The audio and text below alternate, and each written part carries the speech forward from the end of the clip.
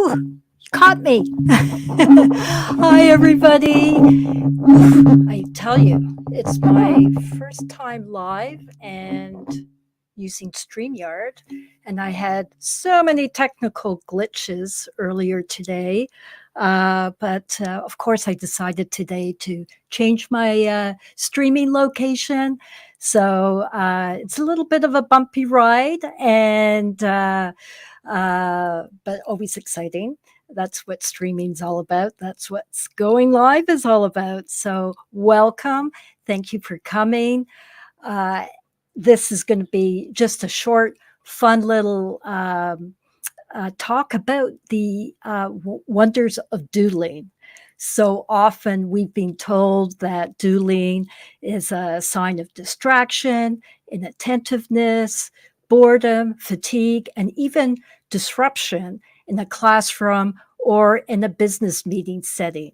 But actually, the reverse is true.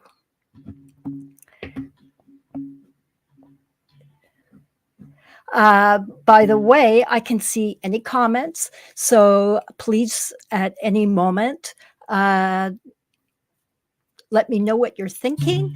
If you have a question or a comment, let me know. I'll be able to see them and we can interact together and talk about doodling. And so much for my invisible wire here.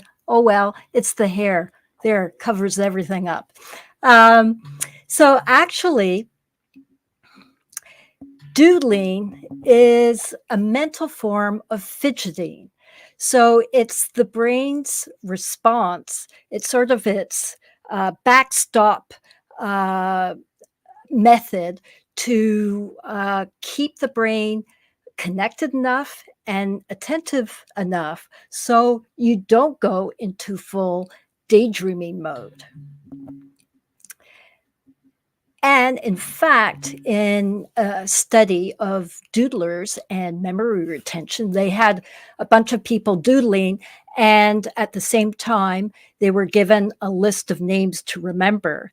And they had, as opposed to the control group, 29% more retention of information. So even if you're doodling, you're still paying attention and in fact paying more attention than those who are not.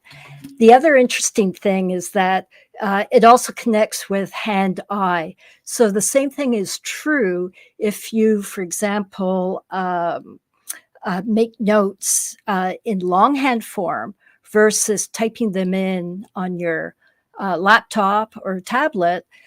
You're also retaining more attention if you write notes in longhand, because that actual act is enabling the brain to digest the information, not just the manual labor of recording it.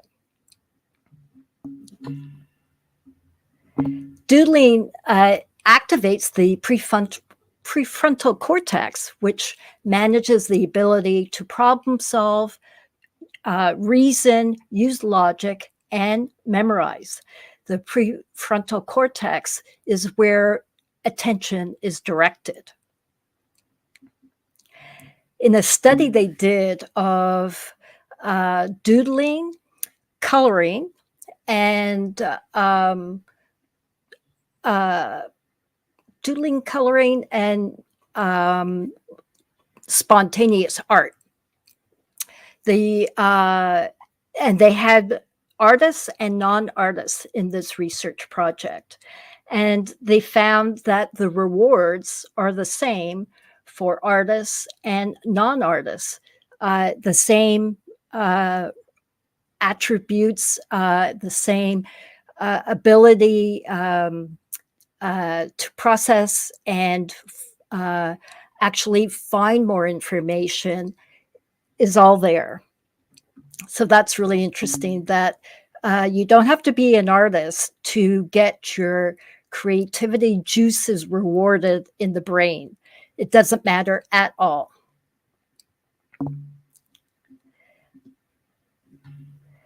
And in fact, this is an interesting thing.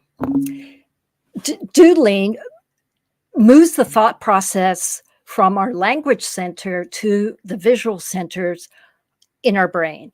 So, what often happens is that things that we don't understand or don't have the words to understand, we can express in art, in doodling in this case. And what's interesting is that this can happen on a conscious or subconscious level. So some of those moments of great insight and new ways of thinking and perception, that can all happen with doodling. And there goes my mic. I had to prop it up very poorly in the studio. So even though you're drawing, doodling is thought to be more of a thinking process, again, because you are challenging the brain to think and process information and innovate in that way. Sort of lost my train of thought, thinking of my mic crashing yet again. But so, unlike it's a way, it's a unique artistic way of thinking and processing and innovating. As a result, the problem solving that you get rewarded with in doodling is not linear. It is associative. So again, this is when you get moments of inspiration, innovation, when you're rewarded with new ways of thinking. And it's important to note that just as we get stuck in our reactions to things, we can get stuck in our thinking patterns. And one of the benefits, again, of doodling is that it gets us unstuck. We are, especially if it's spontaneous, if we don't have any intention, then we get those new insights, new patterns, new ways of connecting dots that we never have considered before. I love this quote. There's too much evidence that suggests that what's really happening is that a doodler is engaging in deep and necessary information processing.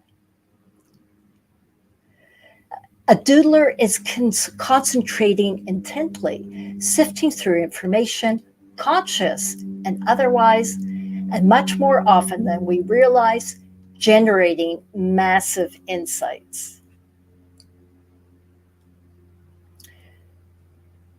And when we talk about filling in the gaps, that can also be psychological, for example.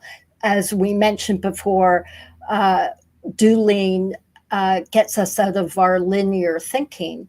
And often, when we don't have the words to express either the information we're processing or the feelings we're processing, we can do that with doodling. It brings up all those latent feelings that we haven't yet understood or taken the opportunity to analyze.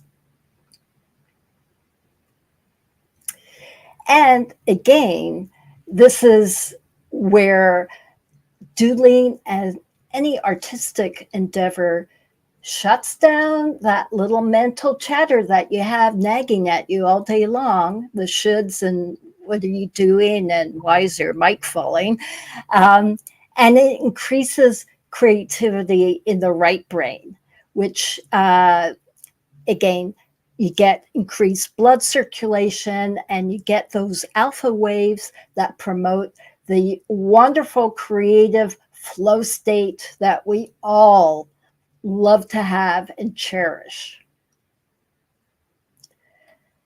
And because you're coordinating your hand and your eye with your body and your mind, it's also a meditative experience, very soothing and calming, engaging all parts of your body, mind, and soul.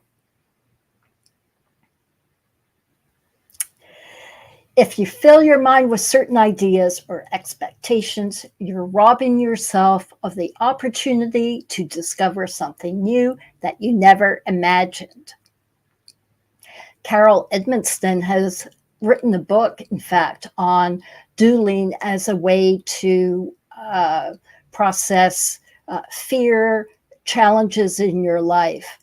And again, as with all things creative, spontaneity is the key, and not having an intention. It really opens you up to new possibilities, new ways of thinking, new ways of doing and feeling.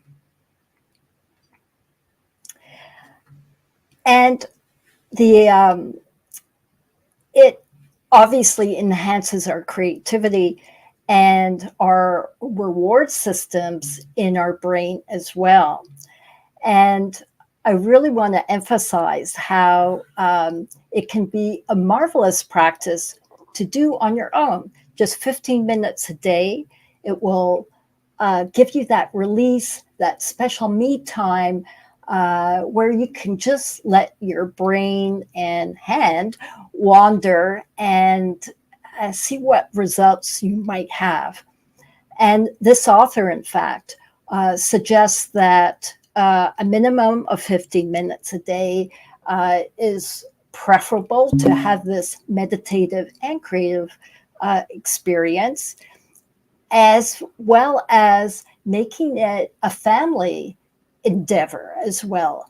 If you have young kids, for example, this is a great way and an easy way and not a beating over the head way of introducing a wonderful wellness technique, because really doodling is part of all of our lives. We've all done it, and now we can do it and promote it as a mental wellness, an emotional wellness, and a spiritual wellness, and a creativity wellness technique that we can all enjoy and benefit from.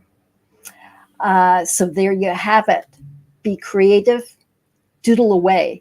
I remember that a few years ago, I was going through boxes and boxes of my grandfather's old files. He was a psychiatrist. And out of curiosity, I opened some of the patient files, unnamed. So no concerns about privacy whatsoever. That was all taken care of. But I was surprised that my grandfather was doodling in the margins, and he had prescription pads full of doodles. So I was imagining my grandfather in that infamous psychiatric chair with his patient lying down, relating all those inner challenges. And meanwhile, my grandfather was doodling. So I was at first mortified, but then on his behalf, but then I realized now that, of course, he was paying attention in unique ways and in deep ways to what his patient was relating. And often, as we said earlier, connecting the dots is a great way to have new insights. And I see all these comments, and they're all, sadly, uh, have to block that user. They're all spam. So, anyways, thank you for coming by today. It was fun, challenging, interesting, uh, different, because this is the first time I've done a live using StreamYard, and there are lots of things to consider. But it's been fun, and I hope you enjoy this little talk about doodling, and feel free to doodle away. Thanks for watching.